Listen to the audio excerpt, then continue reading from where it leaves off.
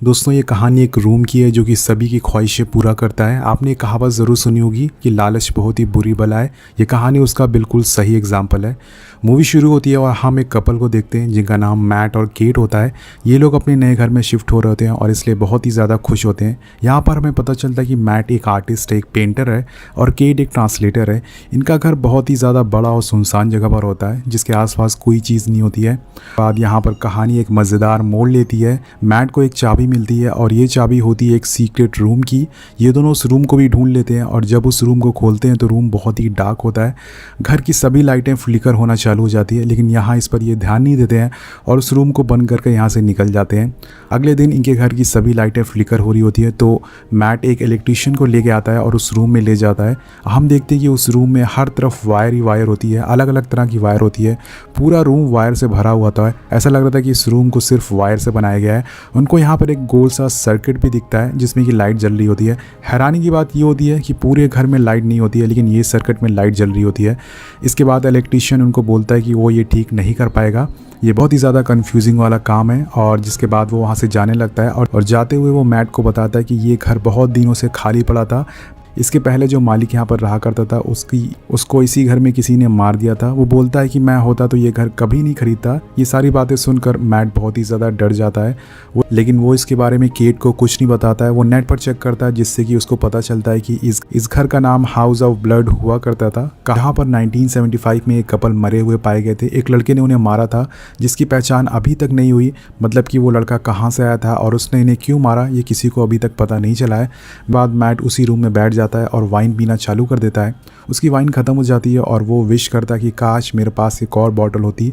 तभी दोस्तों जो साइड में लैंप होता है वो फ्लिकर होता है और उसके सामने एक और बॉटल आ जाती है। अब दोस्तों अगली सुबह केट सोकर उठती है और वो देखती है कि घर की सभी लाइटें फ्लिकर हो रही है। वो उस रूम में पहुंच जाती है और देखती है कि वहाँ पर बहुत ही महंगी महंगी ड्रेसेस होती हैं और पेंटिंग होती है। अब मैट उसे इस रूम की सच्चाई बताता है। वो बताता है कि हमें ये रूम हर वो चीज़ दे सकता है जो कि हमारी विश हो। पहले तो केट उसकी बातें नहीं मानती है और मैट उसे बोलता है कि तुम कोई विश मांगो। वो बोलते हैं कि मुझे जॉब मिल जाए। मैट उसे बोलता है कि कोई फिज़िकल चीज़ मांगो, जॉब नहीं। वो उसके बाद वो विश मांगती है कि मुझे $1 मिलियन चाहिए और तभी लाइट फ्लिकर होती है और उसके सामने $1 मिलियन आ जाते हैं। अब केट बोलती है कि मुझे ये सब कुछ ठीक नहीं लग रहा है, ये सब बहुत ही अजीब है, लेकिन मैट उसे बोलता है कि हमें मज़ा लेना चाहिए इन सब चीज़ों का, इसमें क्या बुराई है। अब ये लोग उस रूम का बहुत ही अच्छे से फ़ायदा उठाना चालू कर देते हैं। वो उस रूम से हर चीज़ मांगने लगते हैं जैसे कि दुनिया की सबसे महंगी शैम्पेन, बहुत सारे पैसे, महंगी ड्रेसेस, डायमंड, गोल्ड, ज्वेलरी। ये लोग इतने पैसे मांग लेते हैं कि उसकी एक दीवार बना देते हैं दोस्तों। लेकिन केट अब इन सब से बोर हो जाती है और वो उदास रहने लगती है। मैट उसे फैमिली बढ़ाने के लिए बोलता है कि हमें ट्राई करना चाहिए एक बच्चे के लिए। यहाँ पर हमें पता चलता है दोस्तों केट 2 बार प्रेग्नेंट हो चुकी थी लेकिन उसने अपना बच्चा खो दिया था, तो इस वजह से केट उसकी बात नहीं मानती और दोनों में बहस होना चालू हो जाती है। जिसके बाद मैट बाहर चला जाता है और यहाँ पर दोस्तों केट एक बहुत ही बड़ा फैसला ले लेती है। वो उस रूम से एक बच्चे को मांग लेती है जिसके बाद उसको सच में एक बच्चा मिल जाता है। और जब मैट घर में वापस आता है तो वो बच्चे की आवाज़ सुनता है। तो वो केट से पूछता है कि ये किसका बच्चा है। वो बताती है कि मैंने शॉर्टकट लिया है, मैंने उस रूम से एक बच्चा मांग लिया। और इस बात से मैट बहुत ही ज़्यादा गुस्सा हो जाता है। वो बोलता है कि हमें सिर्फ चीज़ें मांगनी थी, कोई इंसान नहीं। हमें नहीं पता कि इसका परिणाम क्या होगा आगे चलकर, ये बच्चा हमारे लिए क्या हो सकता है, हमारे साथ कुछ भी गलत हो सकता है। और उसके बाद मैट केट और उस बच्चे को उस रूम में ले जाता है और केट से बोलता है कि उस रूम से बोलो कि ये बच्चा वापस ले ले। लेकिन तभी वो बच्चा ज़ोर ज़ोर से रोने लगता है और ये दोनों वहीं इमोशनल हो जाते हैं क्योंकि ये दोनों भी कहीं ना कहीं वो बच्चे को चाहते थे, तो वो उस बच्चे को अपने पास रख लेते हैं। अब इसके बाद मैट इस घर के बारे में और जानकारी पता करने लगता है। उसे पता चलता है कि जो कपल यहाँ पर रहा करते थे उस रूम के कहने पर ही उस लड़के ने उन्हें मारा था।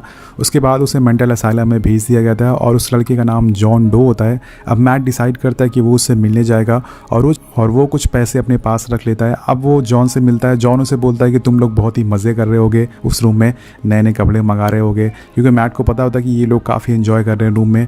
इसके बाद वो ये भी बोलता है कि तुम उस रूम को जितनी जल्दी हो सके वहाँ से छोड़ के निकल जाओ। मैट उससे पूछता है कि उसने उन कपल को क्यों मारा।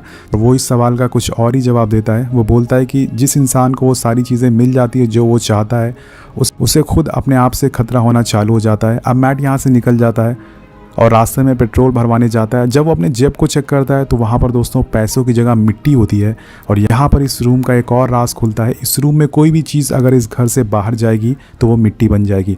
मतलब सारी चीज़ें सिर्फ घर में ही असली हैं, जैसे हम उनको घर से बाहर ले जाएंगे, घर से बाहर निकालेंगे, वो तुरंत मिट्टी में बदल जाएंगी। उसके बाद मैट भाग कर घर आता है और करने के लिए वो एक पेंटिंग को बाहर रखता है। आधी पेंटिंग बाहर होती है और आधी पेंटिंग अंदर होती है, लेकिन दोस्तों जो बाहर वाली पेंटिंग होती है वो देखते ही देखते पूरी मिट्टी में बदल जाती है। और उसके बाद समझ आ जाता है उसको इस रूम के बारे में। अब वो गुस्से में दीवारों को तोड़ना चालू कर देता है। वो देखना चाहता था कि ये रूम कैसे काम करता है, लेकिन जहाँ भी वो दीवारें तोड़ता था, जिस जगह पे वो तोड़ता था, उसे सिर्फ वायर मिलती थी। पूरे घर में, पूरे बेसमेंट में हर जगह वायर ही वायर होती है, फ्लोर भी वायर का होता है। मतलब ये पूरा घर सिर्फ वायर से बना होता है। अब वो देखता है कि केट उस बच्चे को बाहर ले जाने लगती है ताज़ी हवा खाने के लिए, और मेट उसे मना करता है क्योंकि वो सच्चाई जानता था, लेकिन वो उसे सच्चाई नहीं बताता है। वो उसे सिर्फ मना करता है कि इसे बाहर मत ले जाओ, बाहर खतरा है। लेकिन केट उसकी बात नहीं मानती है और बाहर निकल जाती है। और जैसे ही वो बाहर निकलती है वो बच्चा ज़ोर ज़ोर से रोने लगता है और बच्चे का कलर भी चेंज होने लगता है। हम देखते हैं कि उसके जो कपड़े पहने हैं वो भी ख़राब होने लगे हैं। और केट मैट को ज़ोर ज़ोर से बुलाती है और मैट जल्दी से उस बच्चे को घर के अंदर ले जाता है। और हम देखते हैं कि वो बच्चा सिर्फ 10 सेकंड में 7 साल का हो गया था। मतलब अगर कोई ज़िंदा चीज़ इस घर के बाहर जाएगी तो बहुत ही जल्दी बूढ़ी होकर वो मर जाएगी। और दोस्तों यही हो रहा था उस बच्चे के साथ। उसके बाद यहाँ पर मैट केट को सच्चाई बताता है कि ये रूम एक 3D प्रिंटर की तरह काम करता है जो कि चीज़ें बनाता है, लेकिन एक शर्त पर, हम उस चीज़ को बाहर नहीं ले जा सकते। और यहाँ पर हम देखते हैं कि केट को इन बातों से कोई फ़र्क नहीं पड़ता क्योंकि वो उस बच्चे को अपना बच्चा मान चुकी थी। केट को उस बच्चे से एक माँ जैसा लगाव हो चुका था। अब ऐसे ही दोस्तों कई महीने बीत जाते हैं और जब वो बच्चा केट से बाहर जाने के लिए बोलता है तो केट उसे बोलती है कि उसकी तबीयत ख़राब है, वो बाहर नहीं जा सकता। इसी बहाने से वो उसे घर में रखती थी। और यहाँ पर हम देखते हैं कि केट और मैट में दूरियां बढ़ना चालू हो जाती, इसलिए दोनों अलग अलग रूम में रहना चालू कर देते हैं। मैट अपना पूरे रूम में ब्लैक और वाइट पेंटिंग करने लगता है और इधर एक दिन वो बच्चा बाहर की हवा फील करने के लिए अपना हाथ को बाहर निकालता है, जिस पर केट दौड़कर उसके पास आती है और उसका हाथ अंदर कर लेती है। अगले दिन वो सभी खिड़कियां और सभी दरवाजों के बाहर लॉक लगा देती है। और एक रात दोस्तों उस बच्चे को उस रूम की सच्चाई पता चल जाती है। वो उस रूम में पहुंच जाता है और पता कर लेता है कि ये रूम कैसे काम करता है और कैसे ये रूम लोगों की ख्वाहिशें पूरा करता है। वो उस रूम के अंदर चला जाता है और अगले दिन केट और मैट उस रूम में जब जाते हैं तो वो देखते हैं कि रूम बहुत ही ज़्यादा बड़ा हो चुका है। एक्चुअल में दोस्तों उस बच्चे में बहुत सारी पावर होती हैं। वो अपनी इमेजिनेशन से उस रूम को बहुत ही बड़ा बना देता है, एक गार्डन जैसा बना देता है और वहाँ पर बर्फ़ भी पड़ने लग जाती है और वो एक स्नो टॉय से खेल रहा होता है। यहाँ पर केट ये सब देखकर बहुत ही ज़्यादा खुश होती है, लेकिन मैट समझ जाता है कि इसके पास बहुत ही ज़्यादा पावर है, ये अपनी पावर का गलत यूज़ भी कर सकता है, ये कुछ भी कर सकता है और हमें नुकसान भी पहुँचा सकता है। तो वो उसे खींच कर बाहर ले आता है और बोलता है कि दोबारा इस रूम में मत जाना। उसके बाद वो उस रूम को लॉक कर देता है। अब हम देखते हैं कि मैट के पास जॉन डो का कॉल आता है और वो यहाँ पर दोस्तों एक और सच्चाई रिवील करता है। वो उसे बताता है कि उसने उन कपल को इसलिए मारा था क्योंकि उन्होंने भी उस रूम से उस बच्चे को मांगा था और वो बच्चा कोई और नहीं बल्कि वो जॉन डो होता है। जॉन मैट से पूछता है कि बताओ मरने से बचने के लिए क्या ज़रूरी है। मैट बोलता है कि मुझे पता नहीं, तुम बताओ क्या होता है। जॉन बोलता है कि ईश्वर को मरना पड़ता है। और यहाँ पे दोस्तों हमें पता चलता है कि जॉन के माँ बाप भी उसे घर से बाहर नहीं जाने देते थे। इस रूम का एक सीक्रेट होता है, अगर उस रूम वाले बच्चे को बाहर जाकर ज़िंदा रहना है तो उसे उस आदमी को मारना होगा जिस इंसान ने उसे उस रूम से मांगा है। मतलब कि जॉन की मॉम ने उसे मांगा था, इसलिए अपनी जान बचाने के लिए जॉन ने उसे मार दिया और वो अब नॉर्मल लाइफ जी रहा है। अगर यहाँ पर दोस्तों हमें पता चलता है कि अगर इस बच्चे को ज़िंदा रहना है तो केट को अपनी जान गंवानी पड़ेगी, तभी वो बच्चा बाहर जाकर नॉर्मल लाइफ जी पाएगा। अब ये सभी बातें केट भी सुन लेती है जो कि दूसरे रूम में होती है और केट गुस्से में बाहर निकल जाती है और रात भर वो कार चलाती रहती है। केट के ना आने पर वो बच्चा मैट से उसके बारे में पूछता है तो मैट जिस पर बहुत ही गुस्सा हो जाता है और वो उसे सारी सच्चाई बता देता है। वो बोलता है कि अगर वो बाहर गया तो वो थोड़ी देर में मर जाएगा। जिसके बाद वो बच्चा बाहर जाने लगता है और मैट उसे रोकता है और ज़ोर ज़ोर से डांटता है, उससे बहुत ही ज़्यादा चिल्लाता है। लेकिन अगले पल ही उसे एहसास होता है कि वो सिर्फ एक बच्चा है, उसे उस पर चिल्लाना नहीं चाहिए, इसलिए वो उसके पास जाता है और उसे सॉरी बोलता है और दोनों फिर एक बाप बेटी की तरह खेलना चालू कर देते हैं। अब जब केट घर पर आती है तो वो दोनों को एक साथ देखती है, जिस पर वो बहुत ही ज़्यादा खुश होती है। अगली रात केट और मैट एक साथ होते हैं, तभी वो बच्चा उन्हें देख लेता है और तभी मतलब कहीं ना कहीं वो बच्चा केट से प्यार करने लगा था, उसके लिए उसको फीलिंग आ गई थी और वो बच्चा अगली सुबह घर के बाहर चला जाता है दोस्तों। और जब मेट और केट उसके पास आते हैं तो वो देखते हैं कि अब वो बच्चा 18 साल का हो चुका है और वो उन्हें मारने की कोशिश करता है। इसी बीच केट को वो ज़ख्मी कर देता है। जब केट की आँख खुलती है तो वो मेट को अपने सामने देखती है दिखती है। वो बताता है कि उन दोनों की लड़ाई हुई थी जिसमें कि वो बच्चा मारा गया और वो घर के बाहर उसे ले गया जिससे कि वो मिट्टी में बदल गया। लेकिन दोस्तों हम यहाँ पर एक और मेट को देखते हैं जो कि असली मेट होता है। मतलब कि जो केट के साथ मेट है वो एक नकली मेट है। वो वही बच्चा है जिसने कि अपनी शक्ल, अपना फेस बदल लिया है। इस रूम को बिल्कुल इसी घर की तरह बना दिया है, एग्जैक्टली सेम कॉपी।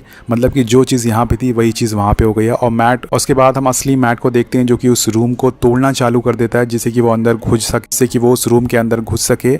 केट नकली वाले मैट से बोलती कि वो इस घर में अब नहीं रहना चाहती है। और हम देखते कि थोड़ी देर बाद मैट उसके साथ ज़बरदस्ती करना चालू कर देता है जिससे कि वो समझ जाती है कि ये नकली मैट है। वो भागती है और गिर कर बेहोश हो जाती है। और अब यहाँ पर दोस्तों असली मैट भी इस रूम के अंदर आ चुका है। अब दोनों मैट एक दूसरे के सामने होते हैं, इसलिए केट कन्फ्यूज़ हो जाती है कि असली वाला कौन सा है। वो दोनों को पहचान नहीं पाती है।